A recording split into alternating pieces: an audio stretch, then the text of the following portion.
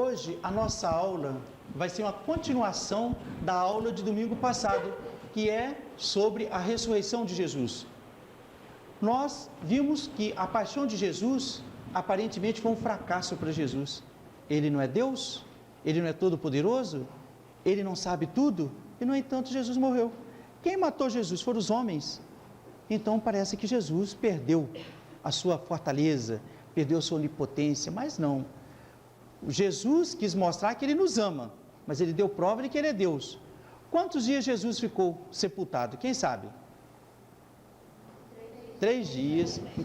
Quais foram esses 3 dias? Parte da sexta-feira, todo dia de sábado e a parte do domingo. Ele morreu sexta-feira que horas? Às 3 horas. Então até meia-noite, era sexta-feira, parte da sexta-feira. O sábado todo, de meia-noite, de 0 hora até meia-noite. E Jesus ressuscitou de madrugada. Nós vamos ver agora a leitura aqui da nossa aula, do nosso livro de religião, que é o Pequeno Catecismo, e depois nós vamos ver um trecho aqui da Sagrada Escritura que conta também como foi o final da vitória, ou melhor, final da paixão e a vitória de Jesus. Depois que Jesus Cristo morreu, foi sepultado num sepulcro. José de Arimateia e Nicodemos o tiraram da cruz e sepultaram num túmulo novo. E puseram uma pedra grande na porta do túmulo. Os chefes dos judeus arranjaram soldados para guardar o sepulcro. Tinham medo que alguém viesse roubar o corpo de Jesus. Mas logo na madrugada do domingo seguinte, Jesus saiu vivo do sepulcro, sem que ninguém visse. Houve então um grande terremoto. Um anjo desceu do céu, tirou a pedra que cobria o túmulo e sentou-se nela. Os soldados fugiram de medo. Maria Madalena e outras santas mulheres foram ao sepulcro e, vendo que estava vazio, contaram aos apóstolos.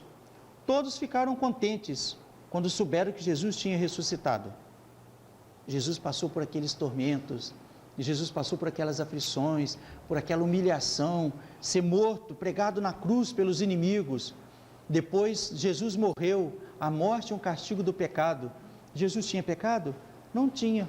Mas por que ele morreu? Porque ele assumiu os nossos pecados. Então ele morreu com os nossos pecados. Castigo dos nossos pecados, ele sofreu por nós. Mas Jesus foi para a sepultura e Jesus ressuscitou, porque ele queria muito mais mostrar o seu poder vivendo outra vez, do que descendo da cruz. E nosso Senhor queria mostrar que agora ninguém tem poder sobre ele mais, está ressuscitado. Um dos conselhos, uma das orações, lembra que eu falei na jaculatória, aquela pequena seta que lá lançamos para Deus, uma oração pequenininha que vai atingir o coração divino? Esse aqui: ó Maria, alegro-me com a ressurreição do vosso divino Filho, porque se Jesus ressuscitou, nós somos felizes. Se ele está vivo, nos aguarda na eternidade. Os últimos momentos de Jesus nós temos na Sagrada Escritura. Eu vou ler aqui um trechinho de São Marcos, que vai falar de Jesus depois da sua humilhação. Nosso Senhor foi escarnecido e Nosso Senhor foi condenado. Nosso Senhor morreu e depois da sua morte, então, ele foi sepultado. Chegada a hora sexta, houve escuridão sobre toda a terra até a hora nona. E a hora nona, Jesus gritou com voz forte: Eloi, Eloi, lama sabachthani, que quer dizer: meu Deus, por que me abandonastes? Ouvindo isso, alguns dos parentes diziam, alguns dos presentes diziam: olhai, ele chama Elias. Um deles correu, embebeu uma esponja no vinagre, colocou-a numa cana e deu-lhe a beber, dizendo: deixai, vejamos se Elias vem descer. Dando um forte brado, Jesus expirou, e o véu do templo partiu-se em 2 partes, de alto a baixo.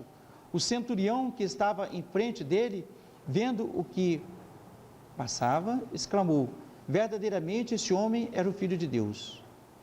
Havia ali também umas santas mulheres que de longe olhavam, entre as quais estava Maria Madalena, Maria mãe de Tiago, o menor, e de José, e Salomé, as quais, estando ele na Galileia, o seguiram e serviam, e muitas outras que com ele tinham subido a Jerusalém.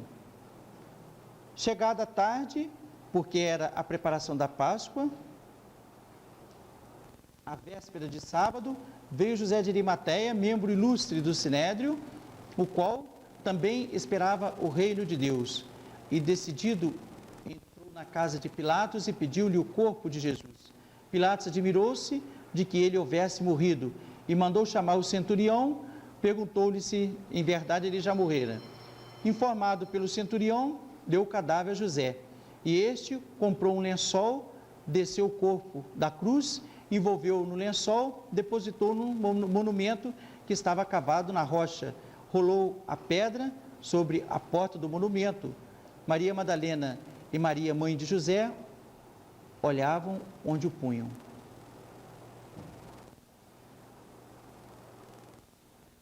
Passado o sábado, Maria Madalena e Maria, mãe de Tiago e Salomé, compraram aromas para irem ungí-lo.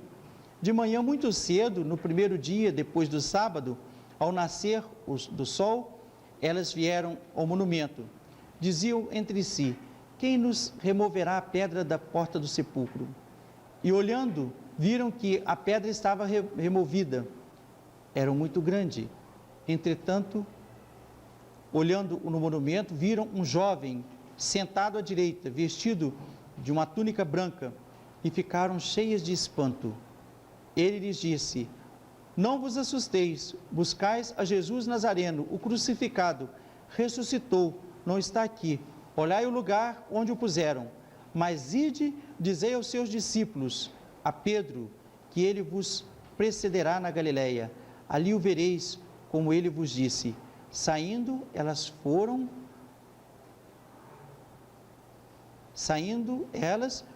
fugiram do monumento, porque o temor e o espanto haviam se apoderado delas, e a ninguém disseram nada, tal era o medo que tinham.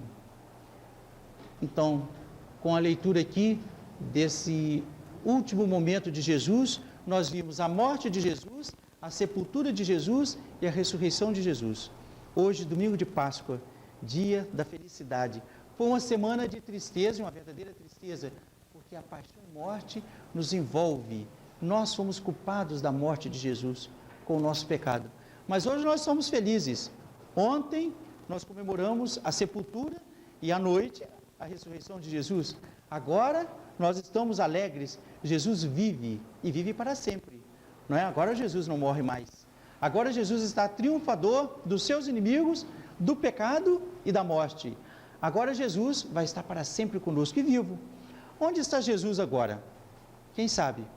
Como Deus está em todas as partes, né? No céu em todas as partes. Como Deus e homem, Ele está onde? No céu e na hóstia consagrada. A hóstia consagrada é Jesus vivo, aquele que ressuscitou depois dos 3 dias de sepultura, aquele que falou com os apóstolos, aquele que foi morto na cruz, aquele que ensinou esse evangelho, isso que nós lemos, que ouvimos, é o mesmo Jesus e hoje está vivo e nos aguarda. Então, o tempo da Páscoa é o tempo de felicidade, é o tempo de alegria, é o tempo de nós aproveitarmos para novamente renovar o nosso espírito de amor para com Deus. Agora eu sou feliz, nosso Senhor ressuscitou, nosso Senhor está conosco, não vai morrer mais. Imagine numa casa, quando o pai morre, como traz tristeza para o lar. Se naquele lar houvesse o milagre, a ressurreição do Pai, quanta alegria, não é assim? Então, para nós temos essa alegria. Nosso Pai, nosso Deus, nosso Salvador, nosso Redentor, agora vive e vive para sempre. Vive para nos aguardar, vai nos acompanhar, vai nos ajudar. Qual é a maior ajuda que Jesus vai nos dar? A maior ajuda é o seu alimento, o seu corpo. Agora nós podemos comungar. Eu recebo Jesus vivo. A hóstia é Jesus vivo, a hóstia consagrada. Agora eu tenho a ajuda de meu Deus, não é só externa, uma bênção, uma oração, uma proteção. Agora eu tenho Deus dentro de mim. Eu comungo, recebo Jesus, então eu tenho dentro de mim. Vivo como está no céu, vivo como na ressurreição, vivo como quando ele ensinava na Palestina. Essa felicidade nós devemos ter. A vida do católico deve ser uma ressurreição, ou seja, ele deve evitar o pecado, ele deve evitar o mal, ele deve evitar aquilo que separa de Deus, para ele ser vivo, ou seja, não estar no pecado mortal. Se eu não estiver vivo, é claro que eu estou morto. Quando eu não estou com Deus, eu estou com o inimigo da minha salvação, que é o demônio, e por isso mesmo eu não sou feliz. Quando a pessoa sente muita angústia, muito sofrimento, é bom ela pensar, se eu estou no pecado, a melhor maneira de eu tornar-me feliz é deixar o pecado e voltar para Deus. E se eu estou no estado de graça, a melhor maneira dela vencer o sofrimento é lembrar, Jesus ressuscitou e me aguarda no céu. Com Ele eu vou ser feliz para sempre.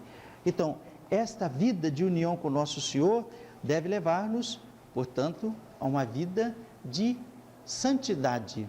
O cristão deve ser santo. Você sabia que nós temos a obrigação de ser santo? Jesus um dia disse, sede santos como o vosso Pai Celestial é santo. Qual que deve ser a minha santidade? Igual a de Deus. A gente consegue ser santo igual a Deus? Não consegue. O que significa isso?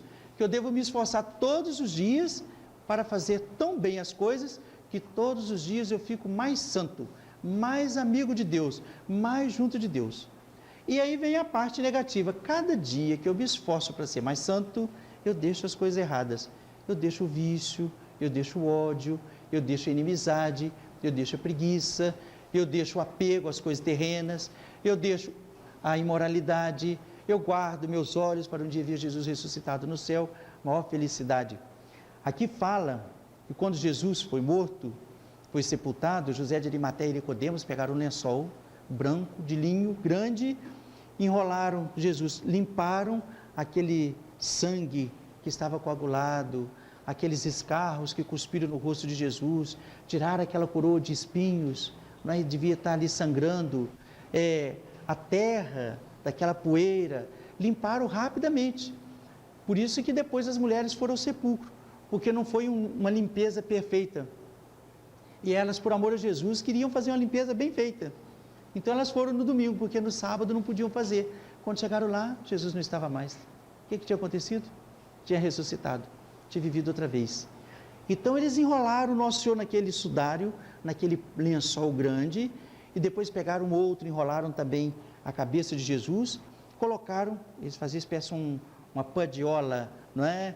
Um esquife, um andor, colocaram ali em cima. Na sexta-feira santa não teve a procissão do enterro de Jesus, leva Jesus como num andor, não é? A imagem de Jesus morto.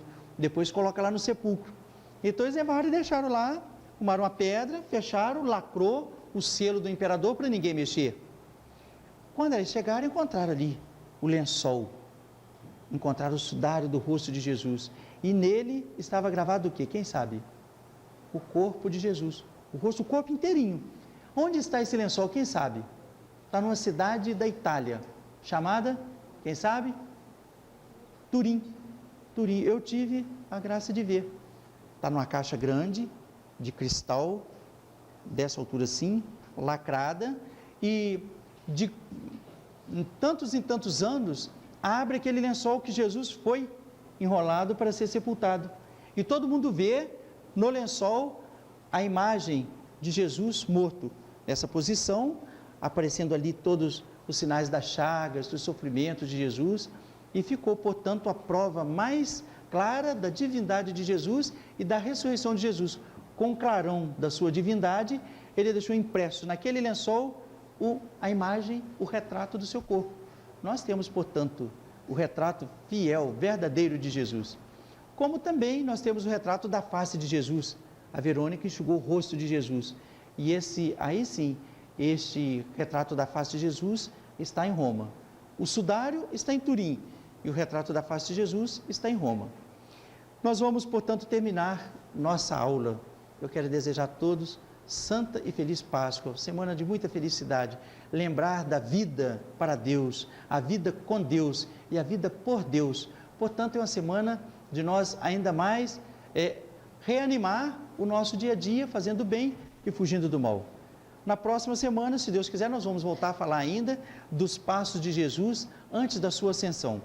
O ovo tem alguma coisa a ver com a Páscoa, sim? E como é que criou-se, você sabe? Tem a ver, sim. Isso aí é um costume que gerou entre os cristãos de ver no ovo o símbolo de Jesus.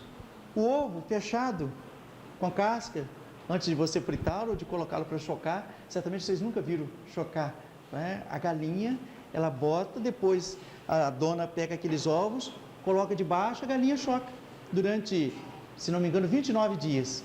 Aí sai dali o pintinho vivo, né? Atualmente existe as estufas, pega os ovos, coloca dentro de uma estufa com certo calor e ele gera o pintinho e ele sai dali vivo. Se pegar um ovo que está fecundado e colocar no canto de um fogão a lenha enrolado com um pano quentinho, sempre sem esfriar, também gera e o pintinho sai vivo. Então o ovo é símbolo de Jesus ressuscitado. O ovo tem dentro de si um mistério, tem uma vida. Se você quebrar, só aparece ali a clara e a gema. Mas se você colocar para chocar, ele tem uma vida. Que vai ser um pintinho, depois vai ser um frango, vai ser uma galinha, não é? Então simboliza Jesus no seu mistério de vida. Esse que significa o ovo de Páscoa. Tá? Ficou explicado? E por que o costume do coelho? O coelho é um animalzinho que é muito fértil. Ele sempre tem muitos filhotes. Uma vez por mês costuma ter uma ninhada. E o coelho sempre esconde. Ele esconde e ele, principalmente lá na terra de Nosso Senhor, era uma terra nessa época de frio, está acabando o frio. Então, quando acabou aquele frio, então ele aparece com seus filhotinhos, com aquela ninhada de filhotinhos, né? Então simboliza a fertilidade da igreja. Com Jesus ressuscitado, ele tem muitos filhos, cada um que é batizado, cada um que é cristão, cada um que se tornou filho de Deus. Então, ele nasceu para Nosso Senhor. E assim aumentou o reino de Jesus nas almas, o domínio de Jesus nas almas. Então, o coelhinho vai simbolizar justamente Jesus adquirindo os seus filhos todos com a sua paixão e morte na cruz. É o símbolo da vida e o símbolo da fertilidade. Muitos cristãos no mundo inteiro, esse é o significado. Como o senhor disse para ela que o ovo é símbolo de vida, mas hoje em dia, o senhor acha que as crianças, todo mundo tem esse mesmo pensamento? Que hoje a gente quer, assim, vem a Páscoa, lembra do ovo. Não, Sim. Hoje não vem mais aquele pensamento de ressurreição e tal. Pois é, aí ficou parado na matéria. Isso aí entre os cristãos era para lembrar a ressurreição de Jesus. Você fez bem de fazer pergunta, porque eu dei a resposta do significado do objeto, o ovo, né? Do animalzinho, o coelho. Mas isso tudo simboliza que Jesus não ficou morto, ele tem vida, ele vive. Então, as crianças, os jovens, nós todos devemos lembrar de que Jesus está ressuscitado e, portanto, nós seguimos um Deus vivo, não um Deus morto. Nós não esquecemos da paixão e da morte de Jesus, mas nós temos a alegria de ter Deus vivo. Isso é bom sempre lembrar e as crianças sempre guardar. O ovo vai lembrar Jesus ressuscitado, alegria e felicidade nossa. O Círio Pascal significa o quê? O Círio Pascal é uma vela grande e que o padre benze na porta da igreja, no sábado santo, e vai entrando e falando a luz de Cristo. Lembra, portanto, Cristo ressuscitado. Já é a imagem do próprio Cristo, porque o Círio Pascal é uma vela que tem aquela luz mais forte e ela vai clarear a igreja. Apaga-se a luz, né, na hora dessa cerimônia, então vai aparecer só a luz do Círio Pascal. Significa que Jesus no mundo é a luz do mundo. Onde tem Jesus, onde tem Deus, tem luz. Onde não tem Jesus, não tem luz, não tem felicidade. Por isso que a gente não vai a um baile, porque ali não tem Deus. Ali não tem Deus, não tem luz, não tem felicidade. A gente não vai no lugar de perdição, porque ali não tem Deus, não tem luz, não tem Jesus ressuscitado. A gente não vai num lugar, num ambiente de pecado, de coisas imorais, porque não tem Jesus, não tem luz, não tem claridade. Esse é o símbolo, portanto, Jesus ressuscitado. A luz, nós, a luz do mundo. Está respondido? Tá. Então vamos encerrar a nossa aula. Mais uma vez, desejo muita felicidade com Jesus ressuscitado e permanecer para sempre. Não só uma vez, mas viver com o nosso Senhor para reinar com Ele na glória. Até domingo próximo, se Deus quiser.